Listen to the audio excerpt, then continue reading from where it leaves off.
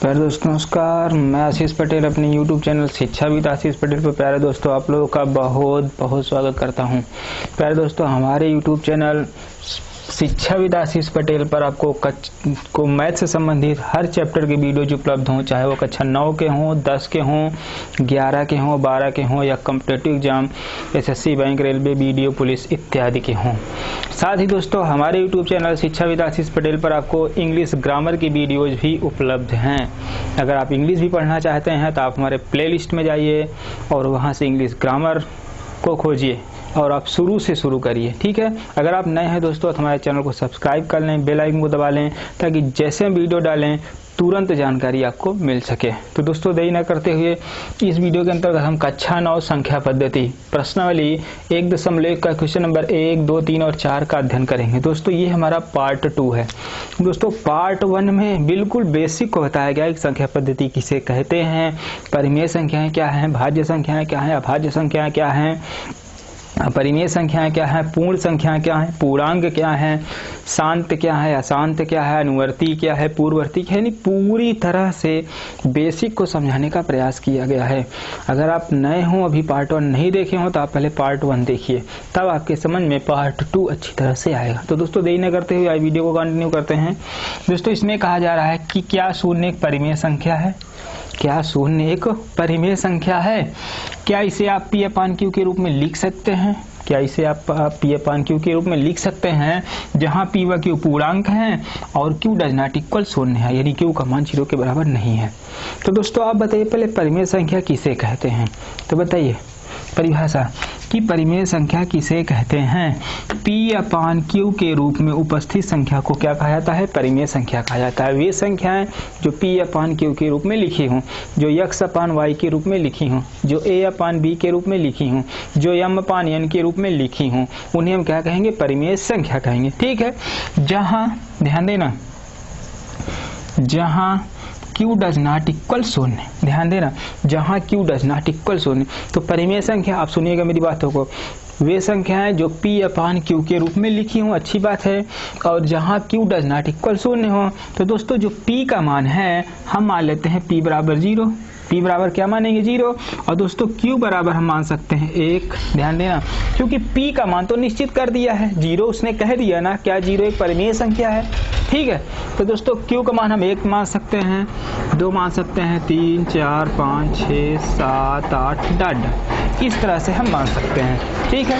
तो दोस्तों Q का मान शून्य नहीं होना चाहिए, Q का मान शून्य नहीं होना चाहिए। इस सवाल में देखिए कह रहा है और Q डज नॉट इक्वल शून्य, जबकि P व Q पूर्णांक है, Q डज नॉट इक्वल शून्य, और यहाँ क्या कह रहा है, क्या जी शून्य एक परिमेय संख्या है, हम P को 0 मान लिए हैं, ठीक है। आगे देखेंगे तो दोस्तों हम यहाँ पर जब लिखेंगे 0/1, 0/2, 0/3, 0/4, 0/5, 1 मिनट, 0/5, फिर 0/6, यानी डाट डाट हम लिख रहे हैं ना, लिख रहे हैं कि नहीं। दोस्तों 0 का मतलब हर से है, अंश से है ही नहीं। अंश में कुछ भी चीज होगा और हर में 0 नहीं होगा तो वह संख्या परिमेय संख्या हो जाएगी। अब बताइए यहाँ पे हम 0 का हर 1, 2, 3, 4, 5 लिखे हैं, ना कि 0 लिखे हैं, इसलिए 0 क्या है, एक परिमेय संख्या है। शून्य एक परिमेय संख्या है क्योंकि इसे हम P अपान Q के रूप में लिख सकते हैं। और किस प्रकार से लिखेंगे P अपान Q, ये आपका हो गया, ठीक है ना। तो दोस्तों यही आपका उत्तर होगा। आप लिखेंगे हाँ जो है शून्य एक परिमेय संख्या है, इसे हम P अपान Q के रूप में लिख सकते हैं, ठीक है। तो दोस्तों यही आपका उत्तर हुआ। उम्मीद है आपको बहुत अच्छी तरह से समझ में आया होगा। आइए देखते हैं। तो इस तरह से पहला क्वेश्चन समाप्त हुआ, ठीक है। आप वीडियो को रोक लीजिए या स्क्रीनशॉट ले लिया करिए और नोट्स हमारे साथ बनाते चलिए। अगर आप नोट्स नहीं बनाएंगे, आलस करेंगे, मैं कम से कम अगर 4-5 पार्ट डाल दिया तो आप नहीं बना पाएंगे और आलस हो जाएगा। चलिए देखते हैं क्वेश्चन नंबर 2 लेते हैं। क्वेश्चन नंबर 2 में कह रहा है दोस्तों 3 व 4 के बीच की 3 व 4 के बीच की 6 परिमेय संख्याएं, 6 परिमेय संख्याएं बताओ या लिखो, ठीक है, या ज्ञात करो, ठीक है। 3 व 4 के बीच की 6 परिमेय संख्या आपको ज्ञात करना है। दोस्तों ध्यान देना ए और बी के बीच की संख्या बराबर दोस्तों फार्मूला होता है 1/2 इंटू ए प्लस बी। ये फार्मूला होता है। ये फार्मूला आप अपनी डायरी में नोट करिए दोस्तों। आपको अगर आप गणित पढ़ना चाहते हैं तो आपको एक डायरी खरीदना होगा। जितने फार्मूला बताया गया चैप्टर बाई चैप्टर उसमें आप लिखते चलिए। तो दोस्तों अगर ए और बी संख्याएं हैं उनके बीच की संख्या क्या होती है, ए प्लस बी बाई 2। ठीक है दोस्तों, जैसे अगर आप बताएं, यहाँ देखिए जैसे दोस्तों यहाँ पर 6 है, ठीक है, और दोस्तों यहाँ पर 8 है। ठीक है, अगर आपसे कहा जाए कि 6 और 8 के बीच की संख्या क्या होगी तो आपको उत्तर आएगा 7। उत्तर 7 आया कि नहीं। अगर दोस्तों आपसे कहा जाए, ध्यान देना, अगर आपसे कहा जाए कि यहाँ 4 है और यहाँ 6 है, कहा जाए इनके बीच की संख्या क्या होगी, आपको उत्तर आएगा 5। कहाँ से पा रहे हैं बताइए, जब हम 6 और 8 करके 2 कर रहे हैं तो 14/2 बराबर 7, यही तो आ रहा है। जब इसे हम दोस्तों 4 + 6/2 बराबर 10/2 कर रहे हैं 5, तो यही तो आ रहा है ना। इसका मतलब है कि दोनों संख्याओं को जोड़ करके हम अगर 2 से भाग दे देंगे तो बीच की संख्या आ जाएगी। ठीक है, तो आइए चलते हैं। तो दोस्तों फार्मूला हमारा सही है ना। तो चलिए, तो दोस्तों यहाँ पर क्या है दोस्तों, आप बताइए। 3 और 4 ये है। ठीक है, तो दोस्तों यहाँ पर आपको 6 परिमेय संख्याएं ज्ञात करना है। कितनी परिमेय संख्याएं, 6। तो पहले दोस्तों इनके बीच में हमको ज्ञात होगा। ठीक है, इनके बीच, तो यहाँ लिखेंगे दोस्तों 3 व 4 के बीच की संख्या। चलिए बताइए क्या होगा, 1/2, फिर 3, फिर 4, तो 4 3 7/2।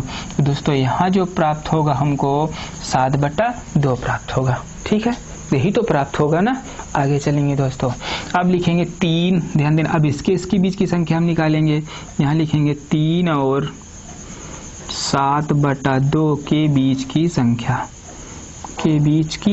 संख्या बराबर 1/2, फिर क्या होगा 3 + 7/2। चलिए गणितीय कैलकुलेशन करिए, कितना होगा, एलसीएम 2 ही होगा ना, और 3 दूनी 6, तो हो जाएगा 6, 2 का नम तो 7 ही रहेगा। तो दोस्तों यहाँ 6 7 13, 13/4। ठीक है ना दोस्तों, इसके बीच में जो आया दोस्तों वो 13/4 आया। इन दोनों के बीच में 13/4 आया। आगे चलते हैं दोस्तों, अब यहाँ ज्ञात करेंगे, ध्यान देना, हम इसके बीच की संख्या निकालेंगे। लिखेंगे 4 और 7/2 के बीच की संख्या। तो दोस्तों क्या होगा, 1/2 होगा। फिर हम लिखेंगे 4 प्लस इसके बीच निकाल रहे हैं दोस्तों 7/2। चलिए 1/2 होगा ही, 4 दूनी 8 हो जाएगा, बट्टा 1 करो, एलसीएम 2 होगा। 1 से भाग देंगे 2 बार जाएगा, तो 4 दूनी 8 हो जाएगा, 2 से 2 7 रहेगा। तो दोस्तों कितना, 8 7 15, 15/4 हुआ कि नहीं। तो दोस्तों यहाँ पर हम क्या लिखेंगे, 15/4 लिख देंगे। समझ में आया। अभी दोस्तों 3 ही संख्याएं ज्ञात हुई हैं, अभी हमको 3 संख्या और ज्ञात करना है।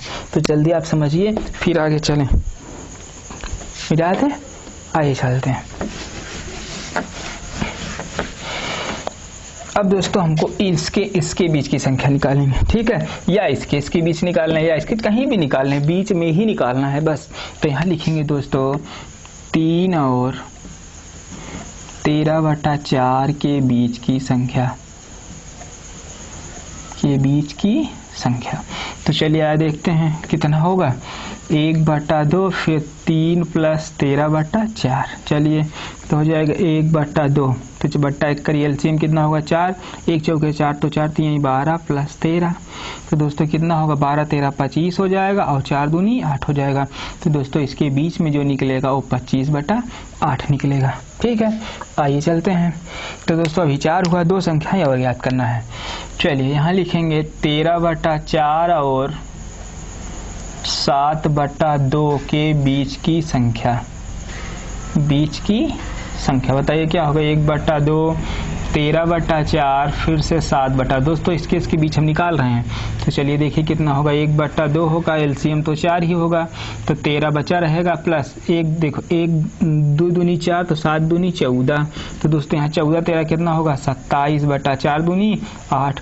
तो दोस्तों 13 और 7/2 यहाँ क्या हो जाएगा, 27/8 हो जाएगा। ठीक है दोस्तों, 2 2 4 5, एक और हमको ज्ञात करना है। ठीक है, आइए ज्ञात कर लेते हैं दोस्तों। यहाँ लिखेंगे, ध्यान देना, 7/2 और 15/4 के बीच की संख्या। ठीक है, तो हो जाएगा दोस्तों 1/2, 7/2 प्लस 15/4। चलिए 1/2 हुआ, लघुत्तम तो 4 ही होगा, 7 दूनी 14 हो जाएगा, क्योंकि 2 से भाग देंगे 4 में 2 बार जाएगा, 7 दूनी 14 हो जाएगा, प्लस 15, 1 मिनट, प्लस 15, तो 14 15 कितना होता है दोस्तों 29, और 4 दूनी 8। तो दोस्तों किसके, 7/2 15/4, तो दोस्तों यहाँ हो जाएगा 29/8। तो दोस्तों इसके बीच की जो संख्याएं हैं यही संख्याएं हैं दोस्तों ये। ठीक है, 6 संख्याएं हैं, आप देख लीजिए, 1 2 3 4 5 6 संख्याएं हैं। तो दोस्तों इसी तरह से अगर और कहा होता तो अभी हम इसके बीच निकालते, फिर दोस्तों इसके बीच निकालते, फिर इसके मतलब आप अनंत संख्याएं होती हैं। 2 परिमेय संख्याओं के बीच जो होती हैं दोस्तों अनंत परिमेय संख्याएं होती हैं। अब उन परिमेय संख्याओं में से जितनी कहता है हम ज्ञात कर लेते हैं। तो उम्मीद है आपको बहुत अच्छी तरह से समझ में आया होगा। चलें आगे, जल्दी आप लिखिए, इसे नोट्स बनाते चलिए, मिटा देना, वीडियो को रोकिए आप तब लिखिए। आइए तो दोस्तों ये 2 नंबर तक समाप्त हुआ। आइए क्वेश्चन नंबर 3 लेते हैं, फिर आगे चलते हैं। कह रहा है कि 3/5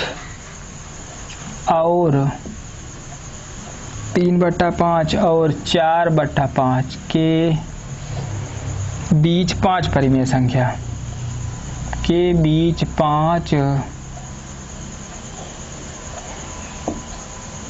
परिमेय संख्याएं ज्ञात करो। तो दोस्तों इसको तो ऐसे बताना नहीं चाहिए, क्योंकि अभी अभी मैंने हल करवाया है ना, अभी भी तो हल करवाएं, बस आप उसी नियम से हल करते निकल जाइए, काम खत्म। फिर भी आइए, क्वेश्चन छोड़ेंगे नहीं। ठीक है, देखिए 3/5 है और यहाँ 4/5 है, इसके बीच की आपको 5 परिमेय संख्या लेना है। तो यहाँ आप देखेंगे पहली परिमेय संख्या कैसे ज्ञात करेंगे, 3/5 और 4/5 के बीच। चलिए हल करो, क्या होगा, 1/2, 3/5, फिर से 4/5। चलिए बताइए 1/2, देखो हर समान है ना, तो 4 3 7/5, तो हो जाएगा दोस्तों 7/10।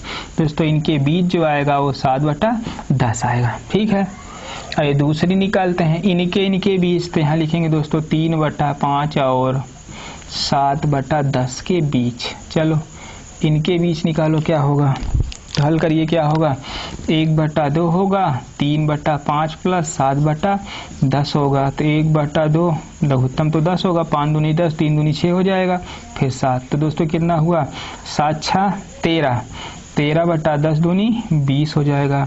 तो दोस्तों यहाँ क्या होगा, 13/20, इनके बीच था ना, तो यहाँ हो जाएगा दोस्तों 13/20। चलिए आगे चलते हैं, तीसरी परिमेय संख्या निकालने के लिए यहाँ लिखेंगे 7/10 और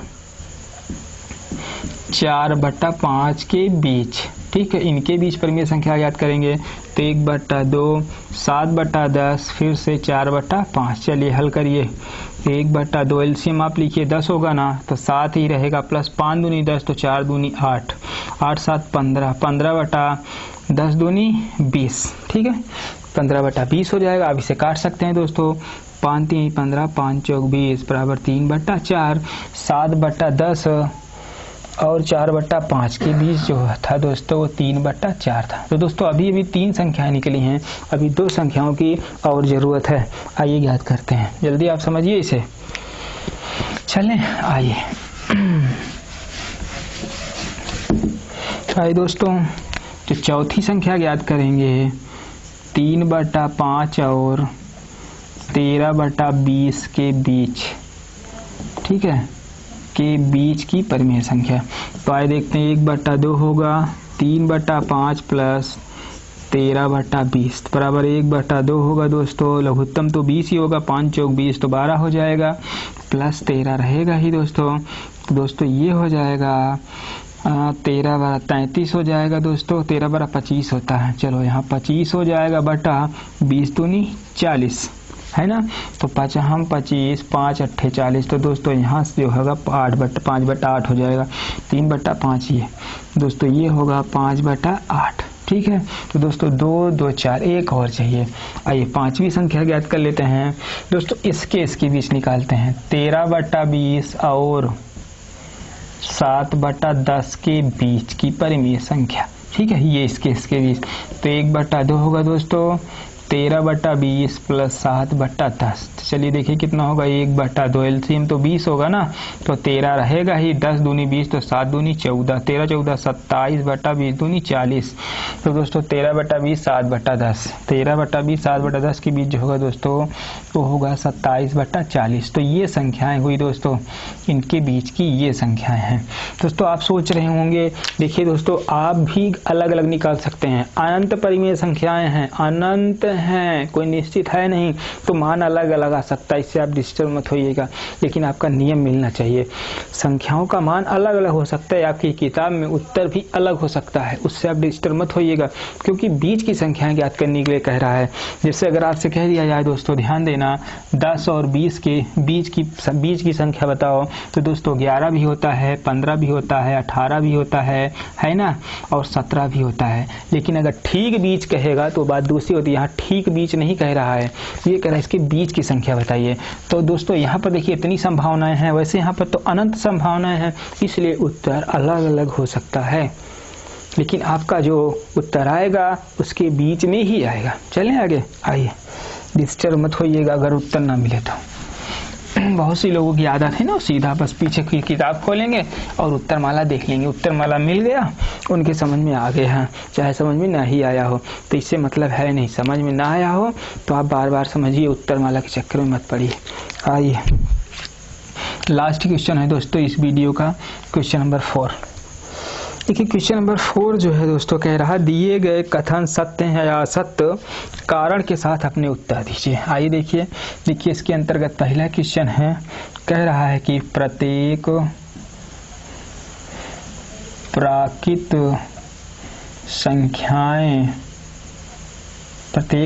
संख्याएं एक पूर्ण संख्याएं होती हैं। ठीक है दोस्तों, आपको बताना है। दूसरा क्या है दोस्तों, इसी में कह रहा है प्रत्येक पूर्णांक एक पूर्ण संख्या होता है। प्रत्येक पूर्णांक एक पूर्ण संख्या होती है। चलिए एक और है, इसको लिख ही ले रहे हैं। दिखाई दे रहा है कि नहीं, दिखाई तो दे रहा होगा, उम्मीद है मुझे दिखाई दे रहा होगा। प्रत्येक परिमेय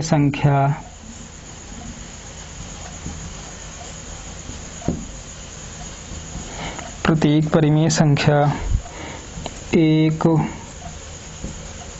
पूर्ण संख्या होती है।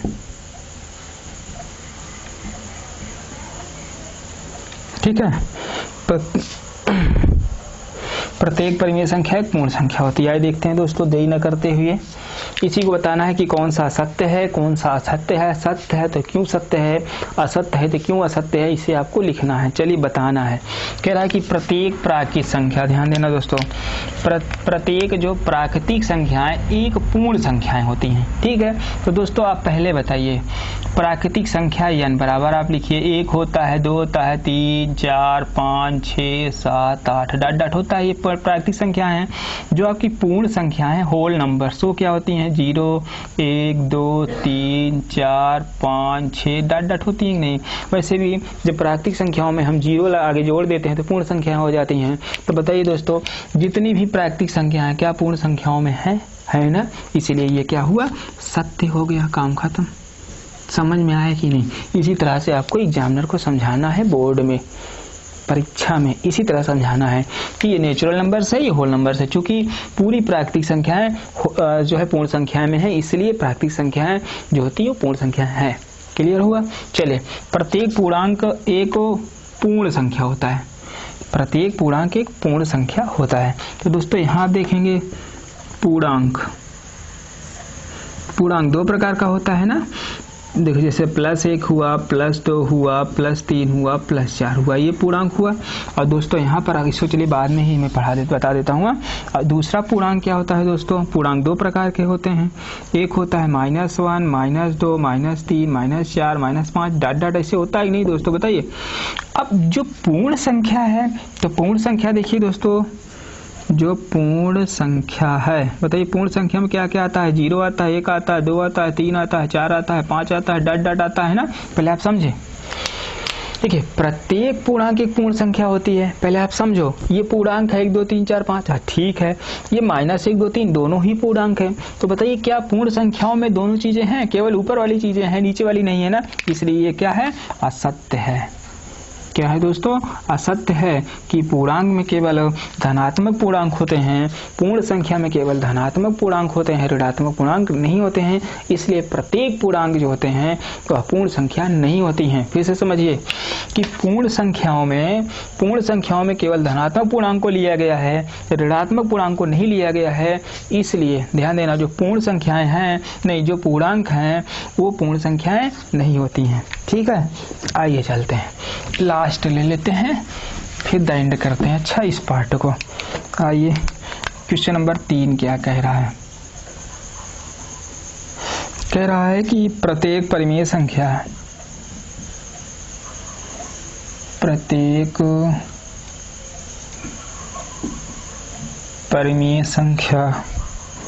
एक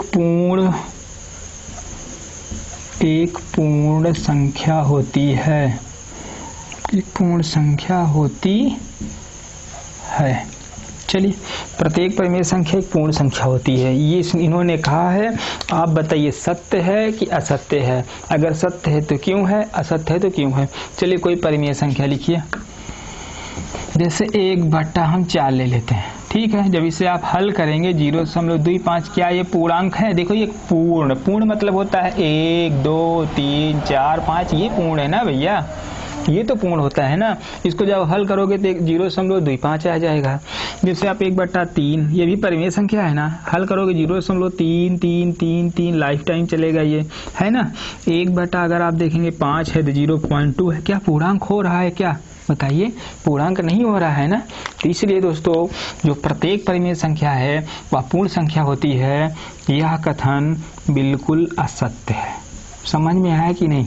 यह कथन बिल्कुल असत्य है कि प्रत्येक परिमेय संख्या, हाँ कुछ परिमेय संख्याएं होती हैं, जैसे अगर आप लिख दें 5/10, नहीं 10/5 लिख दें तो 5 दूनी 10, 2 आ जाएगा कि नहीं? तो हो सकता है, लेकिन यहाँ प्रत्येक की बात कर रहा है, यानी एक एक की बात कर रहा है, एक को छोड़ना भी नहीं चाहता है। तो दोस्तों ये जो हुआ, जो आपका तीसरा पार्ट है वो असत्य है। तो दोस्तों आप भी देखिए, अपने दोस्तों में शेयर करिए, आपको बहुत अच्छा लगा हो तो लाइक करिए, और दोस्तों और कमेंट में लिखिए कि आपको कितना पसंद आ रहा है और आप चाहते क्या हैं कि कौन सी सवाल को फिर से समझाया जाए। ठीक है, अपने दोस्तों में शेयर करिए, उन लोगों में शेयर करिए जो किसी कारणवश ऑफलाइन क्लास लेने में असमर्थ हैं। धन्यवाद दोस्तों।